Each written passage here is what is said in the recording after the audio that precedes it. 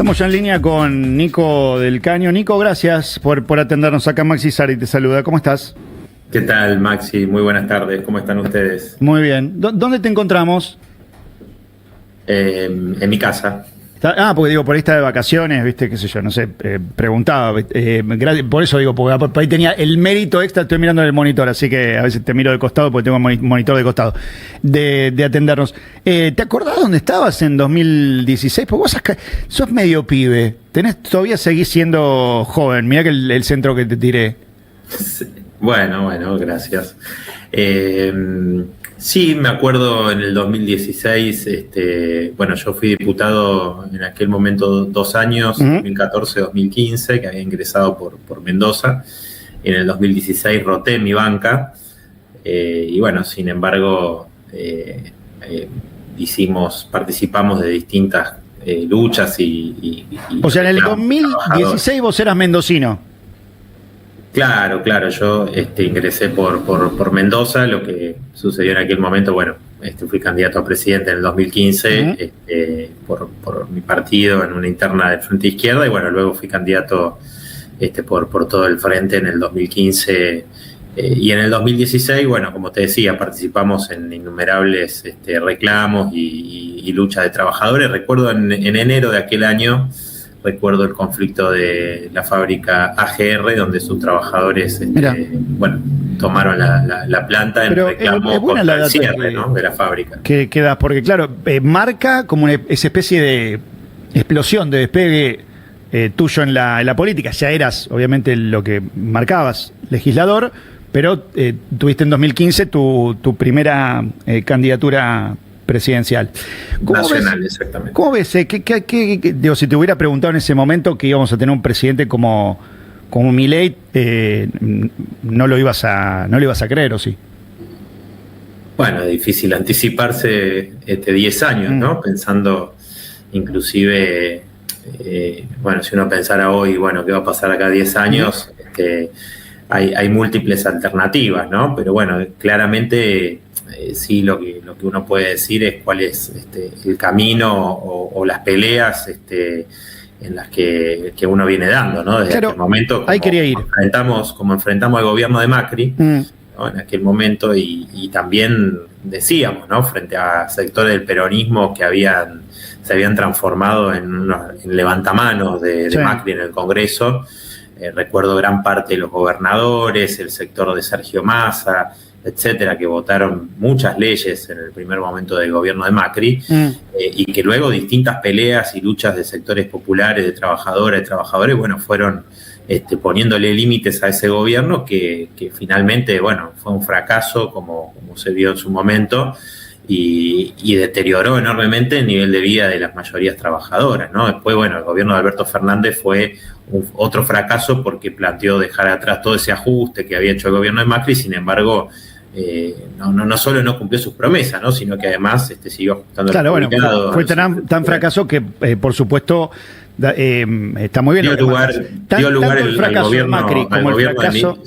Dio lugar al gobierno de Milei. Dan algo completamente distinto, que de hecho cambia algunos paradigmas, algunas discusiones, y instala ecos, ¿no?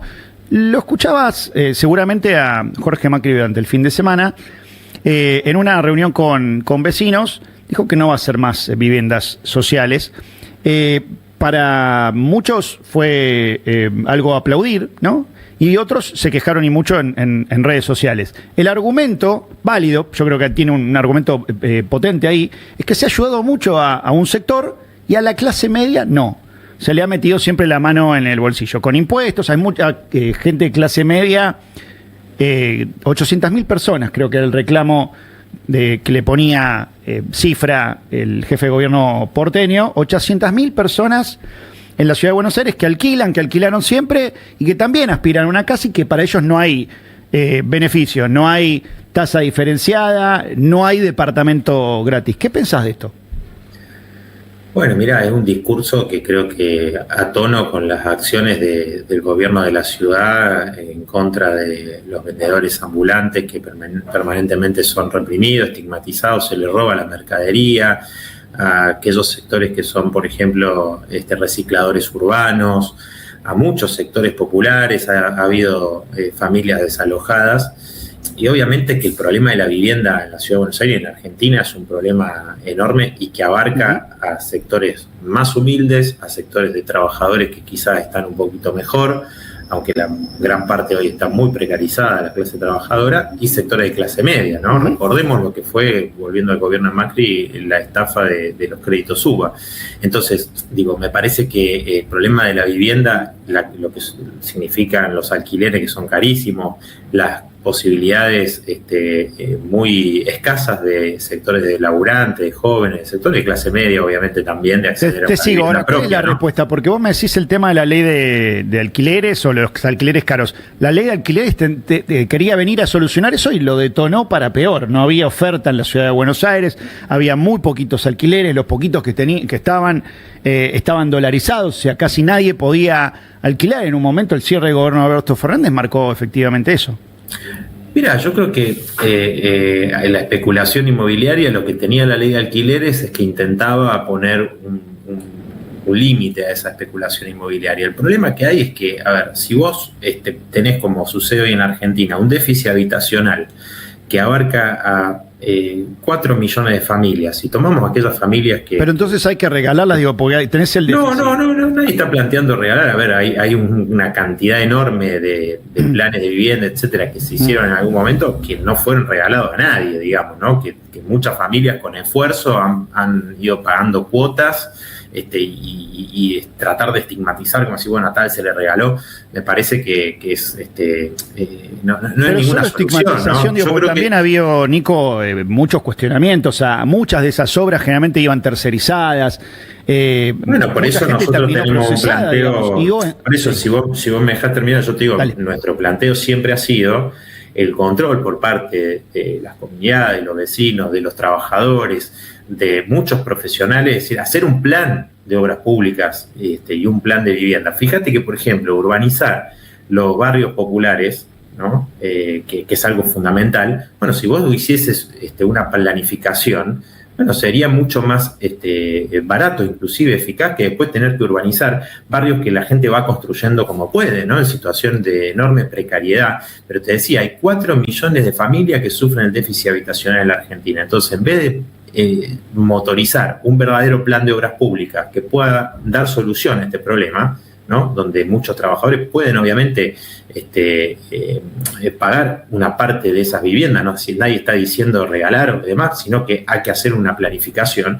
Y obviamente con el tema de los alquileres hay muchas medidas que se podrían tomar para que se revierta esta cuestión de la especulación inmobiliaria, ¿no? Es decir, la irracionalidad de que vos tengas 2 millones de viviendas vacías en la Argentina y tengas déficit habitacional de 4 millones de personas, de las cuales hay 1.300.000 viviendas que habría que construir de cero. Entonces, yo creo que hay un tema acá que obviamente Macri lo hace para la tribuna, esto lo hace para como una cuestión de show electoral, ¿no? Pensando en que puede llegar a ganar un sector que necesita viviendas, que necesita una respuesta, una solución, como te decía, porque los alquileres son cada vez más caros, porque acceder a una vivienda propia es muy difícil para alguien de clase media, para un trabajador, una trabajadora, y obviamente eso no puede ir en detrimento o en desmedro de la necesidad que tienen personas que están en situación de calle o que viven en una situación de precariedad absoluta. Plantearlo así, obviamente, es la típica discriminación y estigmatización que hace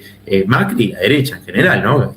En Argentina y en todo el mundo, ¿no? Mirá lo que hace Trump ahora con todos los inmigrantes, con esta especie de Gestapo que es el ICE, ¿no? El servicio migratorio que encarcela, reprime a personas inmigrantes y a quienes lo defienden, ¿no? Porque, para no irnos a Estados Unidos y volver a la problemática local porteña, y ahora, el laburo de bajar inflación, bajar tasas, que los créditos sean más baratos, incluso trabajar con los bancos para que ofrezcan créditos más baratos, no necesariamente que siempre el Estado tenga que ser la respuesta. ¿Te parece una opción?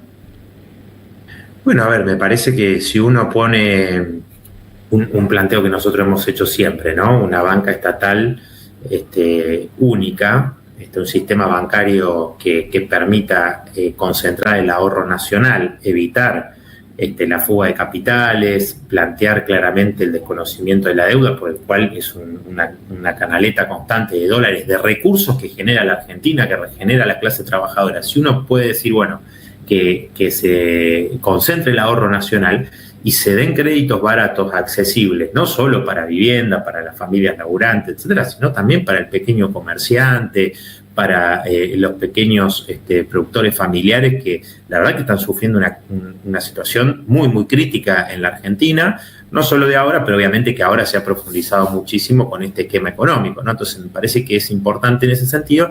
Y el problema de la baja de la inflación, digo que igualmente en este gobierno en los últimos 8 meses viene en ascenso la inflación, más allá de que hay una caída enorme del consumo y de los ingresos de los trabajadores y trabajadoras, de los ingresos de los jubilados y jubiladas, que eso impacta directamente, ¿no? Estamos viendo una crisis enorme en la industria, con despidos, con un salario que está planchado, ¿no? Pues este gobierno llegó diciendo libertad, libertad, no vamos a intervenir, y sin embargo tiene pisadas las paritarias de las trabajadoras y los trabajadores, ¿no? Ahí sí interviene el Estado para mantener un salario cada vez más bajo. Y entonces la baja de la inflación, es decir, bueno, mira, en el cementerio tampoco hay inflación, ¿no? Entonces, con una economía deprimida cada vez más, creo que el gobierno, a pesar de eso, ha tenido en los últimos meses, y el último dato de 2,8 de inflación, una situación que no es la que esperaba, digo, ¿no? Esperaban. En función de eso, Nico, bajar la inflación, habían dicho mucho más, ¿no? Iban a matar la inflación rápidamente, bueno, muchas de las cosas. Sí, claramente no ha pasado todavía. Tenemos una inflación altísima, de hecho, rebotando positivamente de a décimas desde mayo para acá. ¿Cómo imaginas que va a ser este 2026? Mira, yo creo que es un 2026 donde va a tener, al comienzo, va a tener una conflictividad importante por lo que significa esta reforma laboral, ¿no? Que es una reforma laboral que plantea la quita de derechos a las trabajadoras y a los trabajadores en una magnitud comparable, si querés, con lo que hizo la dictadura de Videla, ¿no? Que modificó el 40% de la legislación laboral en contra de los trabajadores. Bueno, acá hay un 25% de esa legislación que intenta modificarse con temas que son muy graves, ¿no? Como el tema de indemnizatorio, que facilita el despido de los trabajadores, el tema del banco de horas. Bueno, hay muchísimas cuestiones en esta reforma laboral, pero si querés hay una que es muy, muy grave, que es desarticular el colectivo obrero, ¿no? Es decir, ir en contra del derecho a huelga, ir en contra de la posibilidad de organizar asambleas, ir en contra de la posibilidad de que se tengan delegados en las empresas. O sea,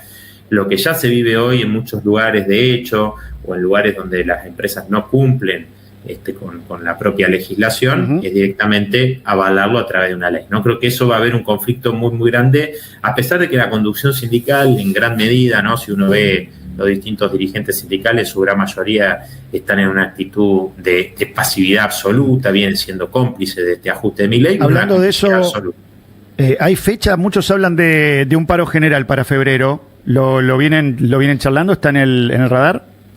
Bueno, es lo que hemos escuchado de algunos dirigentes, pero como te digo, ¿no? Es decir, la mayoría está negociando la reforma laboral, ver si pueden modificar tal o cual artículo, pero obviamente nosotros confiamos en esa fuerza de las trabajadoras y los trabajadores. La posibilidad de un paro el día 10 o el día 11, se habla de febrero, se trataría en el Senado, la reforma laboral, luego de los dictámenes que vimos a finales de diciembre, y hay que ver si hay voluntad de sectores, digamos, de la conducción sindical. Yo creo que la tarea que tenemos nosotros desde la izquierda, de los sectores combativos, de los trabajadores que hoy están peleando, que están luchando, es exigir asamblea en cada lugar de trabajo, es movilizarnos e imponer a través de esa decisión y discusión democrática la necesidad de un paro. Cuando uno recorre distintos lugares, ve que hay una disconformidad importante, y no solamente de aquellos trabajadores que hoy están formalizados, sino de muchos laburantes que hoy están precarizados, que no tienen muchos de los derechos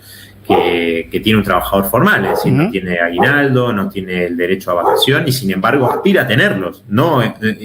Y una reforma laboral implica ya de por sí que vos no vas a poder aspirar a tener esos derechos que hoy mantienen trabajadores por años de lucha, ¿no? No es que esto se lo regala a nadie, ¿no? Gracias, Nico, por este tiempo, por esta respuesta. Está ladrando el perro, Ándale, sí, fíjate que por ahí tenés algún vecino ahí que se pasee cerca. Tengo vecinos. Sí, bueno, antes que nada, déjame mandar un saludo, un apoyo, reiterar mi apoyo a las trabajadoras, a los trabajadores de Lustramax, que hoy están justamente reclamando contra los despidos ilegales y también de los delegados, ¿no? Que es un hecho gravísimo, y una empresa que no está cumpliendo la conciliación obligatoria. Así en el Parque Industrial de Tortuguita están llevando adelante una pelea muy importante, así que bueno, nuestro apoyo para ellos como siempre. Bien, gracias, Nico, un abrazo. Gracias a ustedes, Maxi, un abrazo.